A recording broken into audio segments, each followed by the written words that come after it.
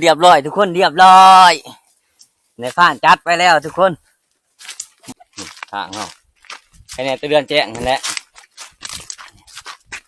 ก็เลยเฮ้ยแจวเฮ้ย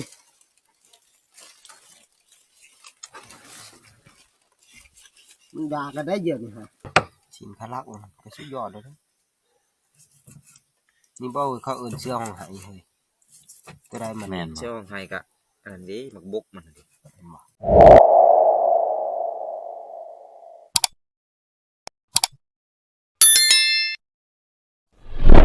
สบายดีทุกคน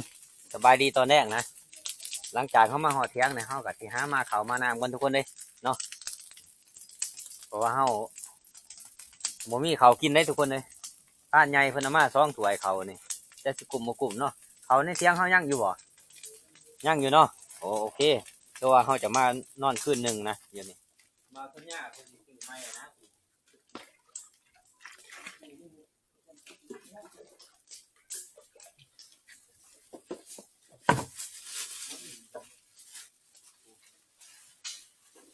เข้ากับบนเอาข่าวสารเนาะ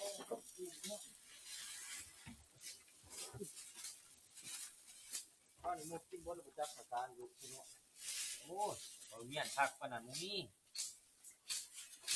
โอ้ยผ่านอย่างซุ้มไฟกล่องหาเลยนี่ส่วนในผ่านซุ้มไฟตัวนี้ที่อันนั้นที่ซุ้มไฟต้มน้ำไว้โอ้บรบัดพัดตีมาหอดก็ดีหกจังหน่อยบัวได้พอดีนะเที่ยง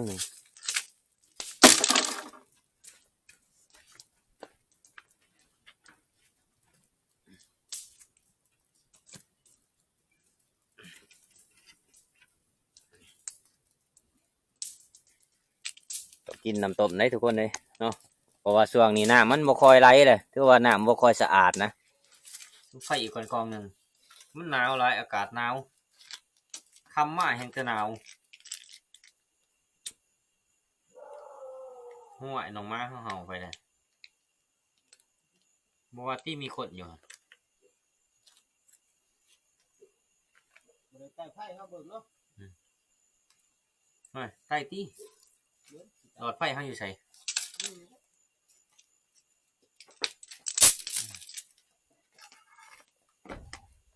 มาสิมาคืนเดียวทีมงานเขาสิติดลมสิหอด2 คืนผมไปอยากเอ้ยหมักทองเหลืองนี่เอาไปคบแข่งกับหมูเบิ่งให้ผ่าน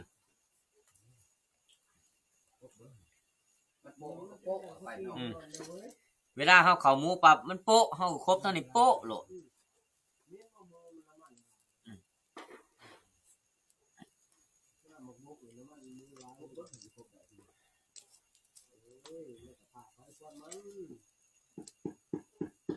ปิ่งเขียดสิได้ที่ได้ปิ่งเขียดเท่านี้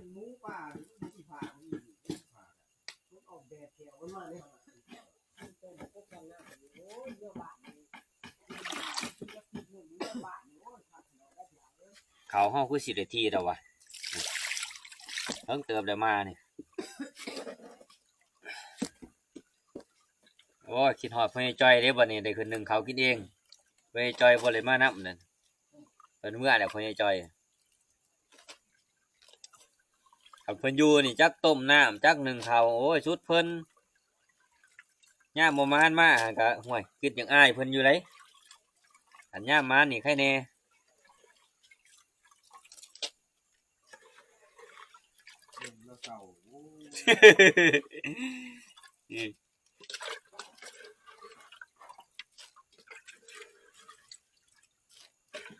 มาลงเสียงว่าสิมานี่ไผสิมาหนึ่งเขาเฮากินบัดนี้ฮะ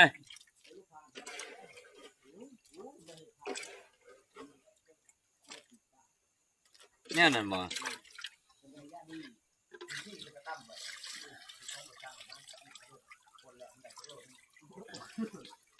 แนวนั้นเนาะว่าแล้วว่าอุ้ยเขาบ่ได้กินก็บ่ได้กินนะแนวนี้ลงผู้มื้อนั้นเด้มันคำนะ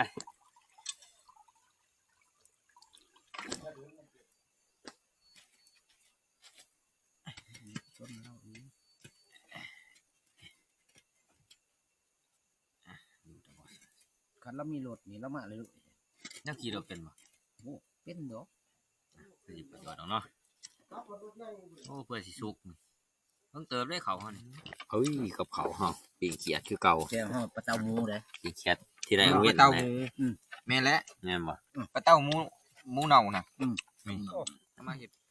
มาว่าทุกคนกินข้าวนํกันกินข้าวแรกนะนี่มันก็ปิ้งเขียดเท่านั้นเขียดที่ทีมงานเฮาแหย่เอาเว้นแหละ ลงหนอกมาก ในร้านเติมเลยทุกคนเลย ปลาเต้าหมูหนอก เนี่ย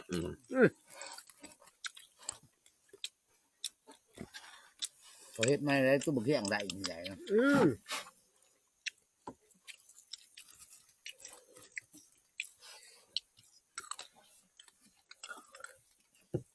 แสบได้ไหมโอ้มันไข่เด้อ คัก มัน เก ไข่ ลื เด้ อเขียดอันนี้ มัน ครั้งแรกในชีวิตได้กินเขียดอันนี้ ครั้งแรกนี่ มันก็กินเขือ มาปลาแต่ บัดนั้นเขียน แล้วแม่นและทีมงานเฮาบ่ได้คอยกินครบกินเขียดได้มาปลา บอกขอกินกับเขาวอยากเลือกแน่ มันเพิ่นบ่จำหนึงคำบริหารที่จริงมันหลายกระปูคือกัน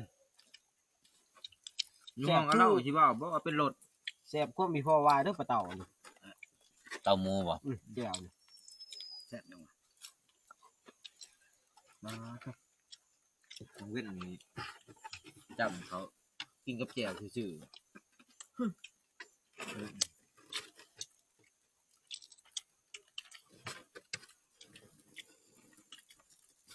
ทีมงานสาวๆเฮาคือสิฮอดเฮือนน่ะเนาะ ไปบ้านนี้เฮากินข้าวกินน้ำแล้วกินกระเพาะกาแฟแล้วเดินทางต่อบ้านนี้ทุกคนเลยเอาน้องม้าไปละอีเห็นนะแต่ก็ล่าหมูพร้อมทุกคนเลยเนาะไปนำกันมื้อนี้ก็ไปกับพวกนายใหญ่มื้อนี้นะผ่านไปน้องม้าก็มีอยู่5ตู้ทุกคนน้องม้าเฮา5ตู้เนาะแม่นแหละน้องม้าเฮา5ตู้ไปดูน้ำกันทุกคนว่าสิมาหรือบ่มาเนาะถ้าน้องม้าก่อนทุกคนเลยน้องม้าเฮาติดกินเข้าไปไหนพุ่นเลยโมโหว่ากินยังเนาะยังติดกินเป็นกุบกุกขากอยู่ไหนวะน้องม้าเฮากำลังมาจะติดกินอีหยังบ่เฮิงเติบเมื่อกี้ทุกคนเลยแดนหลัดผมเลย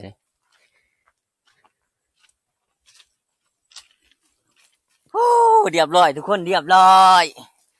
ในฟ้านจัดไปแล้วทุกคนมาแข่งแดบทุกคนมาแข่งแดบโอ้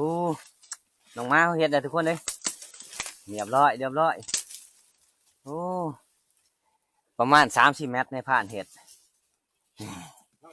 เอาน้องม้าเขาออกเอาเห็ดน้องม้าเขาเห็ดแล้วพุ่นขยับเกือบโอ้ดูสิขนาดเอานี่ โอ้ว่าหนาใหญ่เห็ดเด้อวันนี้ไล่น้องม้าออกจากแข้งแดดในผ่านทับบักใกล้ๆเลยนะประมาณ30 เมตรย่านบ่ทันมันทุกคนเลยเนาะยิ่งทวงมาใส่เลยในผ่านคิดว่านี้ในผ่านยิ่งขี้แห่แดงมันนะคือขี้แห่แดงจบเจือทุกคนคิดว่าคนหมุนเบิดน้องม้าเอาเห็ด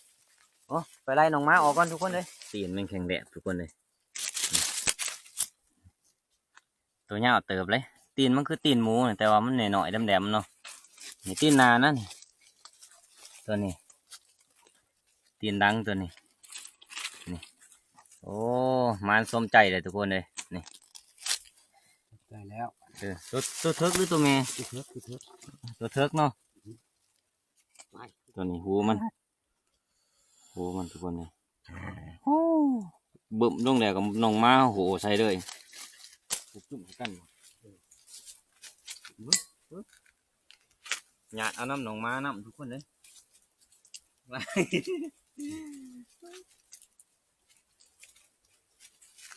จับอีเผาเข้ามือเดียวครับมันสับแต่ละเสือมีสังเกตบาตัวหยาจับมาตุนหอ โอ้มัดไปเกี่ยวมันจะกัน โอ้หมอเกิดนี่แหละน้องม้าเขาถือกินอันนี้แหละ จะปวดเนาะ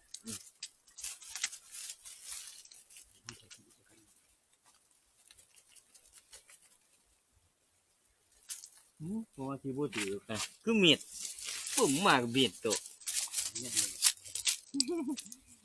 ก็คิดว่าเรียบร้อยแล้วถึงมีดเนี่ยคิดว่า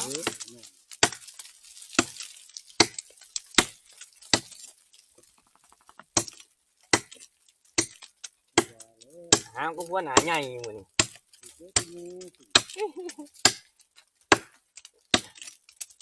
ลงมาเขาติดกินขนาด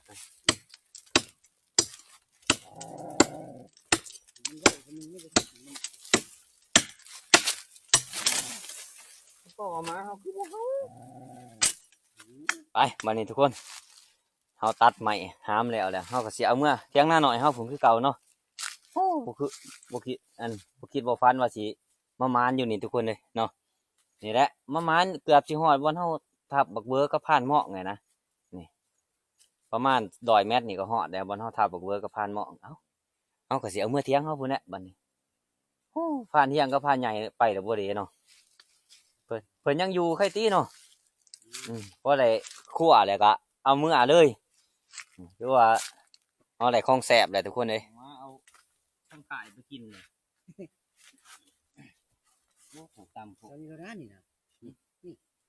น้ำกวางบอกสักอย่างน้ำกวาง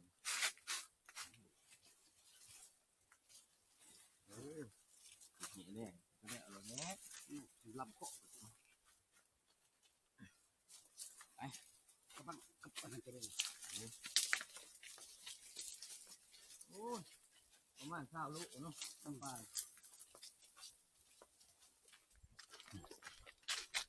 ทางเนาะ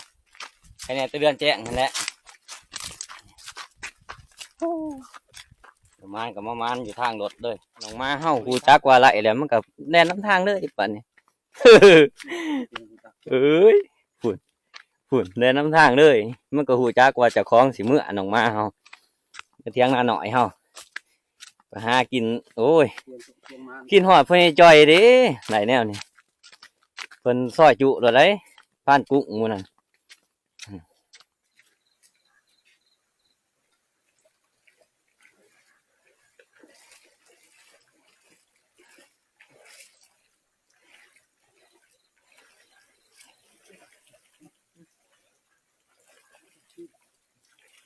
นั่งบ่ค่อยเห็นหง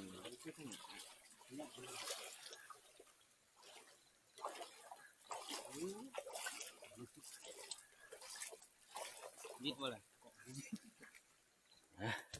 กำลังขามหวยมากทุกคนเลย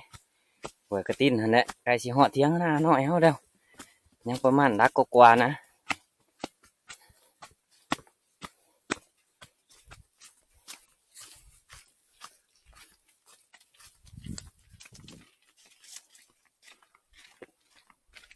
เอายังประมาณ200-300 เมตรก็เหาะเที่ยงหน้าเฮาเลยเนาะ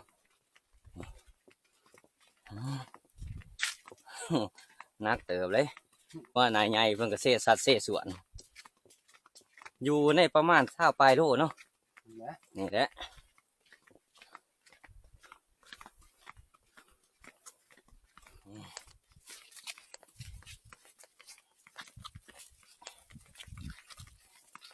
โอ้ขึ้นมามือเดียวกับมาเลยเฮาคาคิดีเป็นยอดจับบักเถาตัวเดียวจับบักเถาบาทเดียวใส่งานบักเถาบาทเดียวไล่เลยทุกคนเลยนี่บ่ได้ใส่เฮิงไงเลยกระบังในผ่าน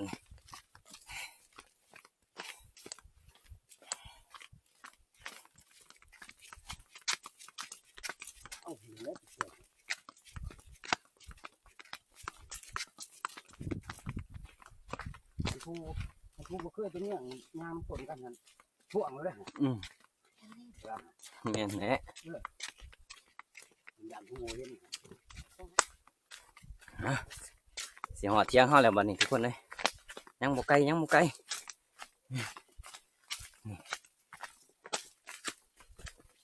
เอามาหอดเที่ยงเด้อก็เกี่ยมซุ้มพื้นซุ้มไฟทุกคนเลยนี่ซอยจุกันจังมื้อนะมื้อนี้ก็สิคั่วเนื้อเฮาแล้วเฮาก็สิลงเลยมื้อนี้พุ่นแหละเอาน้องมาเฮาเลาะไปนำทางเลยนะทุกคน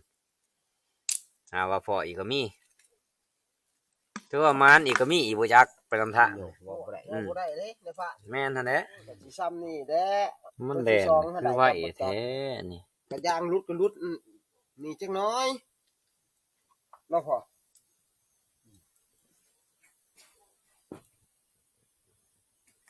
ตัวที่หนึ่งใหญ่กว่านี้ตัวบ่เท่าไหร่ ขาหลังนี่ยาวกว่าขาหน้าเลยเนาะแม่นบ่บัดนี้เฮาก็สิกำลังเริ่มสำเร็จแล้วทุกคนเลยเนาะเพราะว่าเฮาสำเร็จแล้วเฮาก็สิกินข้าวกินน้ำแล้วเฮาก็สิกลับนะมื้อนี้พุ่นแหละ เห็นตึกแต่ดากมาเลี้ยว อันนั้นอยากนอนอยู่ไสนอนอยู่หันนะเพื่อว่าเฮาจะลงบ้านเฮาแต่เช้ามื้อนี้เนาะแต่ว่าเฮาจุดหมายปลายทางเฮาก็คือมาคืนหนึงมื้อนี้เนาะเพราะว่าคันว่าบ่มาเนี่ยเฮาก็สิกลัวมื้อเลยมื้ออื่นกระเทือนมาเนี่ยเฮาก็สิมื้อเลยมื้อนี้เอ้า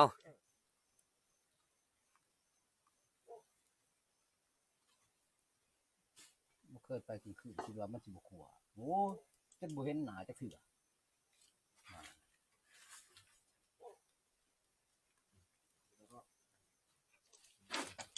เอากอเลยเฮ้ยแจวเฮ้ย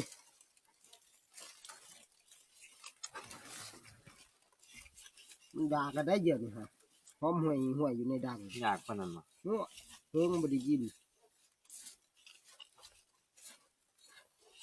เวอร์เลยเวอร์เอาเลยเด้ออยู่เวอ แท้ ร์ หินแตกนะคักเนาะคันได้ไปเยื้องเท่านั้นโอ้ยมีชิดเดือน6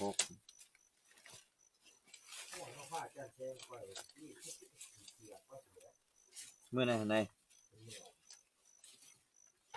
คือติดสิของมันน่ะ พยายามอย่าให้หนังมันติดชี แล้วมันโตเขาจะสิไปจับโตสีมัน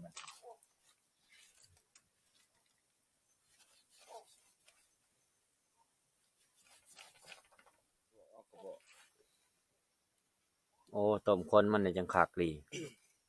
คนมันถึงน้ำคักหอมกรุบเลย แม่เบี้ยวกับกระเหาะกันแหละ นี่มันต้องจังสีตัวฮะ โอ้ เอาแบบสดๆเลยได้นี่โอ้คักอลีเว้ยนี่สดอลี เนาะ เอาแบบบ่ไก่ไผ่เลยบ่เฮ้ย กับแบบตัวสุกก็มีแบบสดก็มี บ่ได้เนื้ออันนี้มันถือไผ่ลายก็บ่ได้เด้ มันจะเข้ากันกับแจ่วเฮาเด้ โอ้ สินะ สินสะโพกมันก็สุดยอดเลยเฮ้ย ยน้ำลายเหือจะได้ปะเนี่ย น้ำลายออกน้ำนิดนึงเลย บ่เคยกินได้ยังงี้น้ำลายเหือ อันน่ะหมูป่ากินหมาเบิดล่ะหม้อนี่โดนเถื่อได้นี่ หมอนี่มีจุ่มเจ้าเพียได้บ่เวินจุ่มเจ้าเพียบ่ได้เฮ้ย เดือนที่แล้วกินหมูป่าเบิดเดือนเลยมาเดือนนี้ใครแน่ไว้ตอนรับปีใหม่เนาะกินของแซ่บ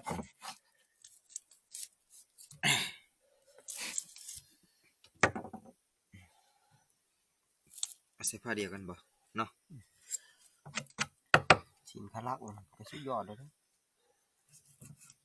นี่บ่เขาเอิ้นเสื้อของไหเฮ้ยตัวใดมัน แม่น เจ้าของไห้กะอันนั้นเด้มักบกมันเด้เจ้าของไห้ นั่นลูกเสยไฟเฮาสุ่ม บ้าหันดีขนาดเว้ยหัน โอ้ยจะมาหอมเถอะดิ กลืนน้ำลายน้ำได้นี่บ่เห็นตังเว้าได้ซอยน้ำนี่กลืนน้ำลายน้ำเลย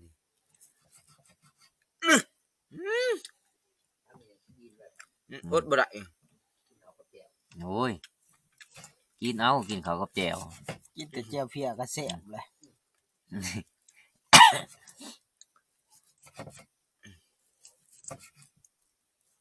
ซอยตัวนี้แล้วก็ยัง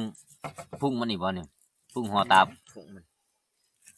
มีใหญ่ๆแน่ซอยปลูกบ่ได้มีพื้นที่ เอา เฮา อัน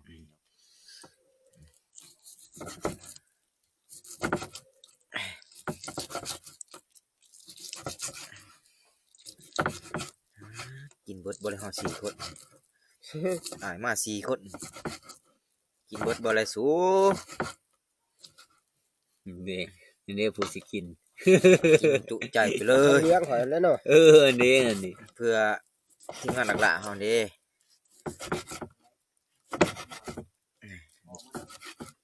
แก้ว แจวมีจักระบบ สาม 3ระบบ แม่น โอ้นี่แจว3ระบบ อาหารเกิดบาทนี่เป็นจังไรบาทนี่เป็นจังไร คือบ่เนาะ นี่น้องม้าเฮากะทากินแล้วบาดนี้บาดนี้เฮากะจะมาเริ่มกินซอยจุกันต่อทุกคนเลยเนาะกินแล้วเฮาจังสิไปซอยเนื้อเฮาต่อนะป้าเที่ยงกะกำลังซอยมาที่เพิ่นหน้าใหญ่ปีกแน่แล้วก็เพิ่นเอาสีนขาหลังมันหั่นเพิ่นว่าสิซอยจุเด้แล้วก็ตับมันพร้อมทุกคนตับห่อหยังตับห่อพุ่งเนาะตับห่อพุ่งมันพร้อมทุกคนเลยฟาดใหญ่เพิ่นว่าแซ่บตับห่อพุ่งนี่แต่ในฟาดก็บ่เคยกินดิบจักเทื่อหรอกบัดนี้ ผ้าเขางามบ่ดีมื้อนี่ เอาใส่ข้างนี่บ่นี่หุ้มเขาไว้เลยมาทุกคนมากินตับหวานนำกันนี่ตับหวานเทิงผ่าขี้ดิ้วแล้วก็ซอยจุเนาะมื้อนี้ตัวนี้สำราบ่ตัวนี้โอ้สำรานี่แหละสิคักทุกคนเลยเนาะขาบ่ไหลก็คือพักเขานี่พักผ่านเที่ยงหวานนี่ไหลพ้นอีดีทุกคนนี่มากินนำกันทุกคนแซ่บมื้อนี้ เอาคนนี่นะว่าถ่ายพวกผมถ้าไปถ่าย เบิดปลาเจ้าใด เบิ่งมา ห้าว่าบ่บอก อืม คักบ่ อืมอืม มาก่อนอื่นมุดก็สิลองตับหวานนี่แหละก่อนนี่พาคิริวห่อตับนี่ 10 ปีดำ20 ปีดำเห็นองค์มายามมัง ท่านจะเขาอยู่หลังก็พอจะเอาเธอเดียวเนาะ เอาคนเดาพ่อเจ้าเธอเดียวนี่แล้วพี่น้องเอ้ย ใจผู้สิย่างเลย โอ้ เด้อ โอ้โอ้โอ้โอ้ โอ้ดีบ่ สู้อีกว่ามั่วมีเฉพาะนี่ก่อนอื่นก็ตับหวานเราได้ก่อน อันนี้มังตัวนี้แจ้วคมหมดเลย ตับหวานแจ่วเพียนจุ่มแจ่วเพียน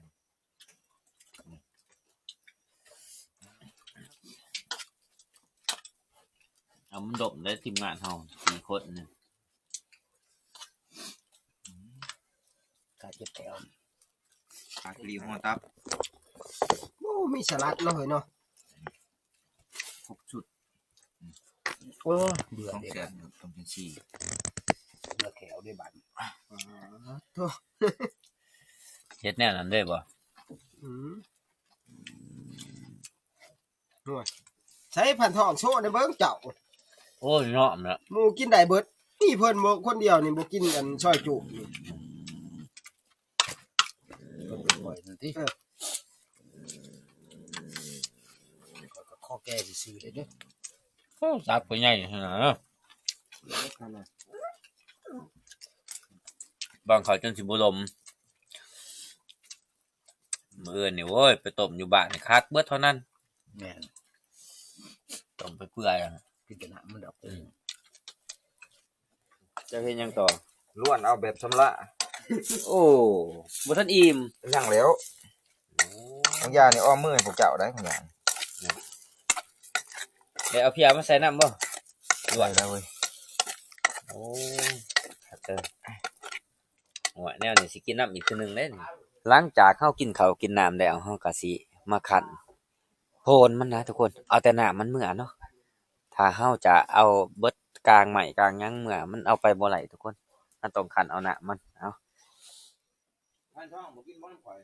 าเลยจัดเพียเลย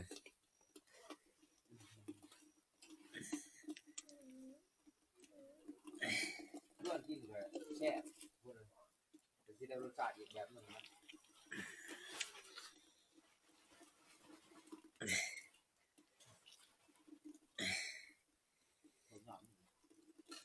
อันหนามมันใส่ต้มเบิดเท่านั้นใบสมหลอกสมลบมันกินเบิดได้เนาะ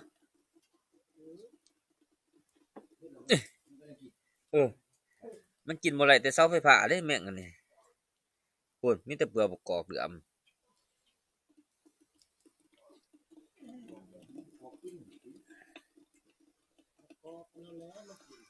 บกอกน้ำเนาะยังแทงมือนี่ ใบใหม่มันก็กิน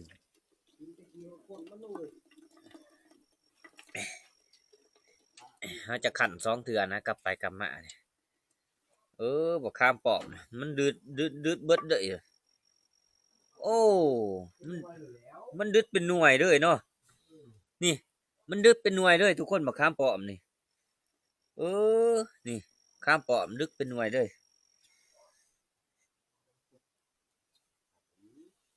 บ่ข้ามปอมหลายแล้วนี่เอาบ่ไผสิกินสมนี่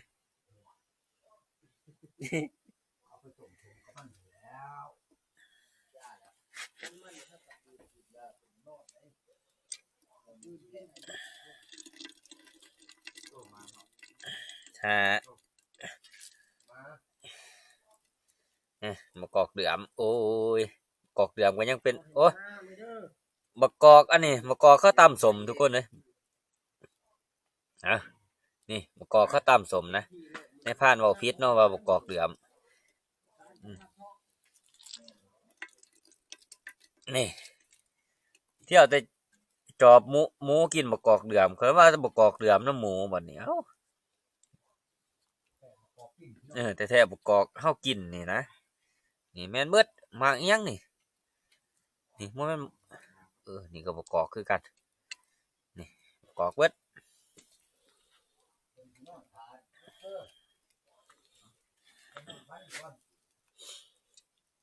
ฟันแม่นคือพญจอยบ่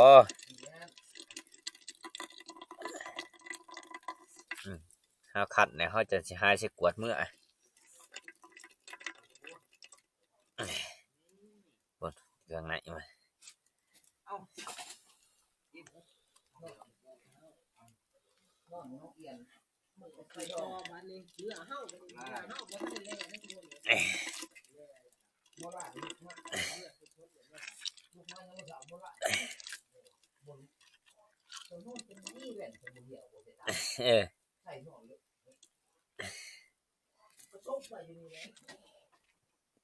นี่สิ่งที่เขาขันเมื่อกี้ทุกคนเลยก็คือน้ำโพนมันนะผู้ดีก็เกือบเต็มกวดนะกวดกาหัวเสือเนาะ2 ลิตรตัวนี้เพียงนี่ผู้ดีเพียงประมือในผ่านนี่ผู้ดีทุกคนนักเติบนี่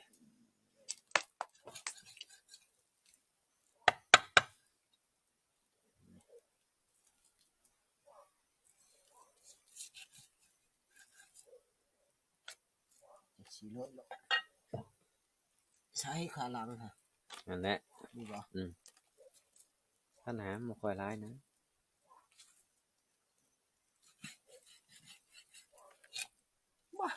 เห็ดลาบสารวัตรเนาะ เท่านั้นนะมันเพาะ หมอไล่ก็นั่งเฝ้าอยู่เมื่อนี่เอาน้ำทางเมื่ออีกเรื่อยได้เด้อก็คือในผ่านพื้นนี่ก็หัวกำนังมันแล้วก็สัน2 สันแล้วก็ขี้โพนมันอีกนะนี่แล้วก็ถึงเพียมันเนาะใส่อยู่นี่เบิดแล้วก็เดือดมันเดือย่างมันนะทุกคนเนาะนี่ในผ่านเพิ่นก็รับถือศีลมันนะศีลขา4 ขาเพิ่นถือเบิดนี่เอาทีมงานเฮากะห่างหากาเกียมเครื่องของเฮาใส่ถุงมาโลเบิดได้ทุกคนเลยบัดนี้ส่วนในผ่านเองกันนี่แหละไหนก็หัวกับสันมันแล้วก็นั่งมันพร้อมนะเจียนักเติบเนี่ยประมาณรวมแล้วก็ประมาณ4-5 โลนะถึงหัวถึงสันแล้วก็นั่งมันพร้อมเนาะตอนนี้เฮาก็เมียนเครื่องเมียนของเฮาเป็นทีเรียบร้อยแล้วทุกคนเลยเฮาก็สิได้เลื่อนทางต่อเลยบัดนี้จุดหมายปลายทางเฮาก็คือพ้นสูงพุ่นเนาะเฮาก็สิพาน้องม้าเฮาเลาะไปนำทางนี่แหละเมื่อเลยทุกคนหาว่าน้องม้าเฮาพอก็มีเนาะหาว่าเฮามานอีกตัวนึงถ้าว่าเฮาทับอยู่ไสเฮาก็สินอนอยู่หั่นนะถ้าเฮามานทุกคนเลยเนาะไปบัดนี้โอ้ยไปข้ามครัวบ่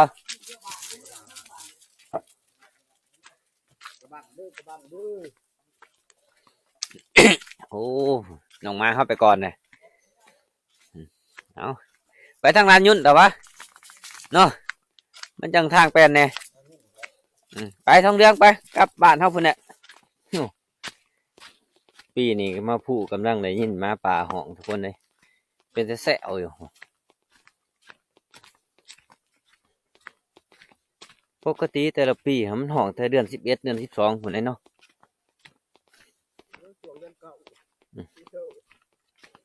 นี่กำลังได้ยินห้อง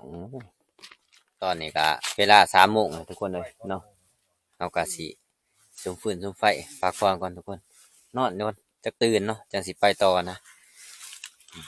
คนเนี้ยแจ้งคนเนี้ยทุกคนเลยจังสิเดินทางต่อเพราะว่าทั้งตาในผ่านนี่ก็รับแหละยังแต่ขาเลื่อนไหลนะทุกคนเลยอีรากอีเดือมา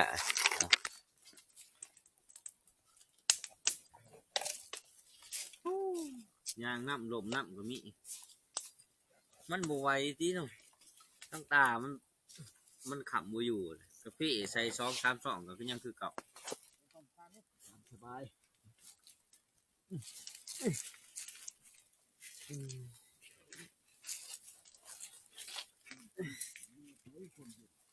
โอ้ยมาเย็นแท้ยังไม่มีกองไฟนอนมาไหนแล้ว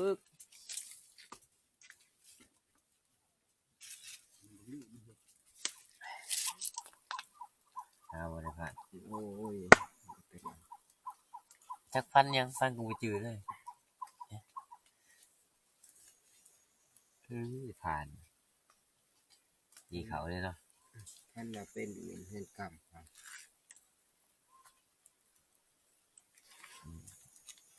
ลงมาเขานอนดูหลาบอยู่แต่ละโต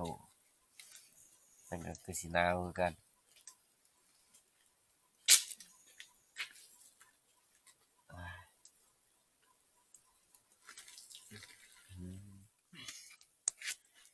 ยังไม่อีก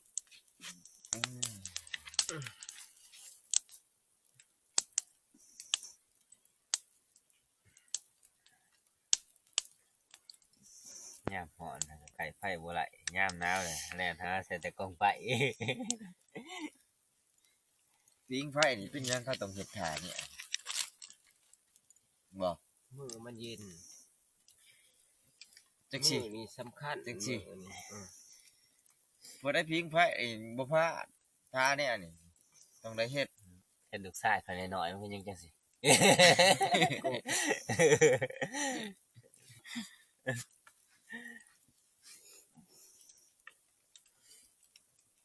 ให้มือตีนอบอุ่นแหละคนเฮานี่ คือบนนั้นก็ตีนขาง อ๋อ อันนี้เรื่องในพระ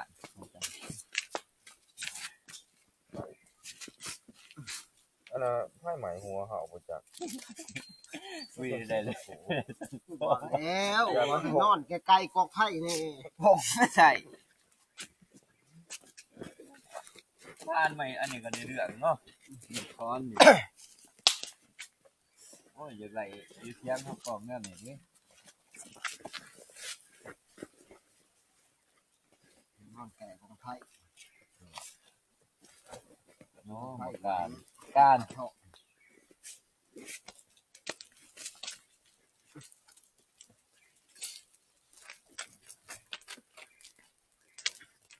ไปเลื่อนทางต่อวันนี้ทุกคนเลยเนาะนี่ก็5 โมงป้ายทุกคนเพื่อสิหอดเพื่อนผ่านใหญ่นี่ก็ประมาณ7 โมงป้ายนะสูงสุดกับ8 โมงนี่แหละทุกคนเลย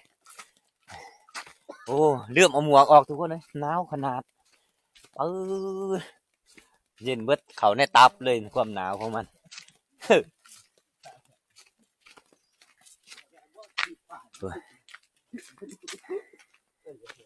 ภาพบรรยากาศยามเช้าทั้งหนาวทั้งเย็น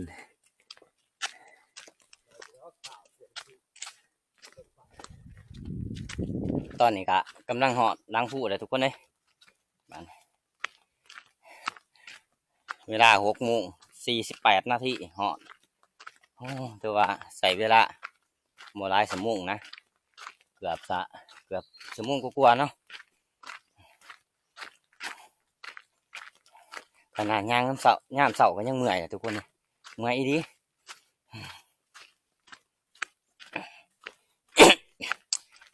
ส่กาแฟไปเมื่อคืนเมื่อวานนี่เทั้งวานเทั้งคืนนี่ที่ร่วงมันแล้ว6-2เลยทุกคนเอาตื่นเช้ามาก็เจ็บเบิดคอเมื่อได้กินได้ปานนี้จักเทื่อลงเลยบ่นี่เอาทีมงานเฮาก็ลงเลยทุกคนเลยอึบนี่ลงไล่ลงอึบปากก็ลงเลยลงเลยโล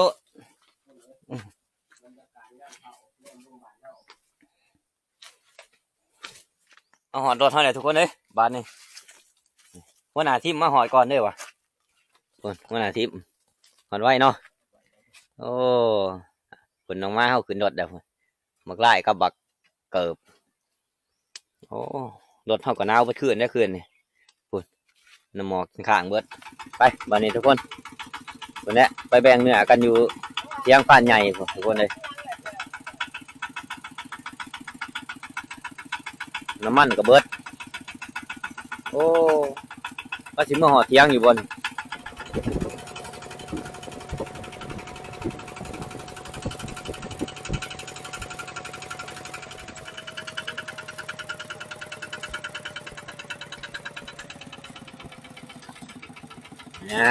เพื่อนท่านใหญ่แล้วบาทนี่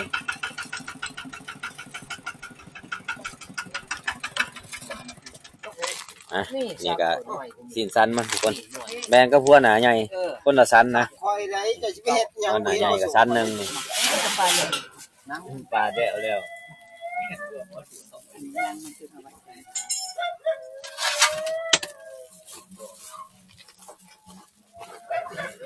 เป็นยังลำแดงแดงแบบเฮ้ย่างมันได้พลาดเนี่ยผม เท่าใดของกินมาเท่าแล้วมาสิดูได้แล้วก็มาเบิ่งผู้ปานนั่นน่ะยามมาแล้วเฮ็ดเรียบร้อยเป็นมือเฮา คักนะต้มมันได้พลาดต้มกินเสาๆเนาะต้นนอนเนี่ยยามเสานี่คักเลย เอาลงเฟซบุ๊กนี่ไปยังดอกนะ นี่ ตัวแดงๆเนี่ย เออ เบิ่งเขาฉัน กาแฟขึ้นแล้ววันนี้6-2ไล่เบิ่งแล้ว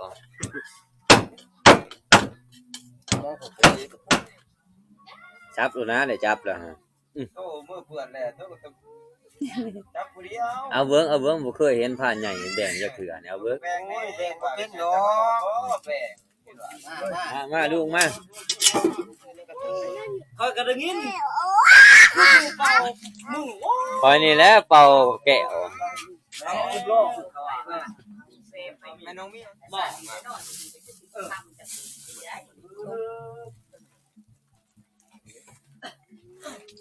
ได้แหกข้าสิแหก อาจจะมือจังพาไปหา กะประมาณ25โลนี่แหละมันเย็นได้กินบ่ไหลขึ้นนี่ทั้งหนาวทั้งกินทั้งห่วงกองไฟ แม่นแล้ว โอ้ย ต้องบ่ดังเข้าไปถึงกะนั่งนำ เบิ่งบ่กล้าไปฝุ่นแล้วบ่เฒ่านี่ไปใช้นี่บ่ต้องใช้โอ้ มาลาน นี่ก็คือเนื้อที่เฮาไหลมาแบ่งกันในประมาณนี้นะทุกคนนะ4 ถุงประมาณโลกว่าๆนะนี่ก็วินให้ผ่านเพิงบ่กับผ่านแอดคนละถุงเนาะส่วนผ่านม่องหันบ่ได้ให้เพิ่นเพราะว่าเพิ่นซีนหมูเพิ่นย่างอยู่เพิ่นได้มามื้อวานมื้อซื่อนี่แหละทุกคนเลยเนาะมันก็ไหลบ่หลายเนาะเดี๋ยวหน้าผู้แน่ทุกคนเลยถ้าเฮาบ่ได้ไปนํกันร่วมกันเฮาก็สิได้แบ่งให้เพิ่นคือเก่าหั่นแหละผ่านม่องก็ดีโอ้เฮาคือหลายๆถุงเนี่ยเอา4 ถุงเลย โคนได้แหละอ่านแล้วบ่ ยังน้ำโคนเลย จะแบ่งอายุพูดเท่า2 คน ไม่เอ้ย โอ้นักเติบได้ทุกคนรวมทั้งหัวทั้งสันทั้งตีนนี่ก็ประมาณ5 ลูกปลายเกือบ6 ลูกได้นี่เว้าเรื่องต้มมันนี่ก็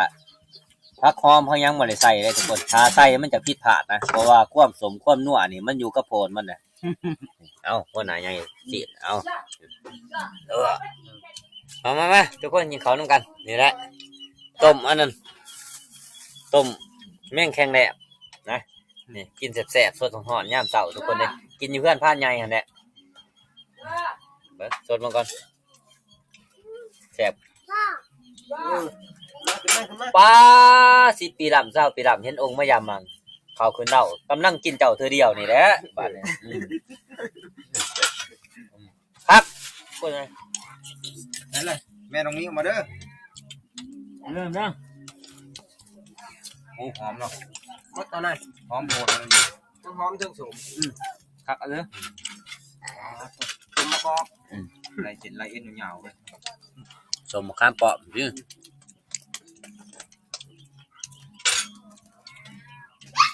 ไปวันนี้ทุกคนกลับบ้านเฮาคือเก่าบัดนี้กินข้าวกินน้ำแล้วนะไม่ไปทางเฮาก็คือคนสูงเนาะคลิปวิดีโอนี่ก็บ่มีหยังหลายทุกคนในบ้านก็สิปิดไว้เพียงเท่านี้เนาะรอติดตามคลิปวิดีโอหน้านะก่อนอื่นก็ขอขอบคุณขอบใจทุกคนที่เข้ามาติดตามในบ้านตั้งแต่ต้นจนจบเนาะขอบใจหลายๆทุกคนโอ้มองแก้มมาอีกมาเด้อ